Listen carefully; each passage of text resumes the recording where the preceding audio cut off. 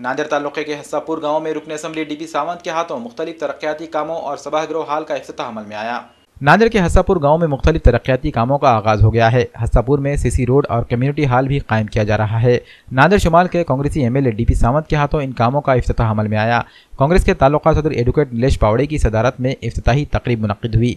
हस्सापुर के सरपंच देवीदास सरोदे ने सभी मेहमानों का इस्तकबाल किया। इस मौके पर सुखदेव जाधव, जिला परिषद रुकन साहिबराव धंगे, नुमाइंदा कारपोरेटर विठल पाटिल डक, कारपोरेटर शोएब हुसैन, शेख अरशद और अंगदभार सावड़े मौजूद थे। तकरीब में सरपंच देवीदास सरोदे ने यकीन दिलाया कि जिस तरह इन कामों का आगाज कर दिया गया है उसी तरह बकिया कामों का भी आगाज बहुत जल्द कर दिया जाएगा।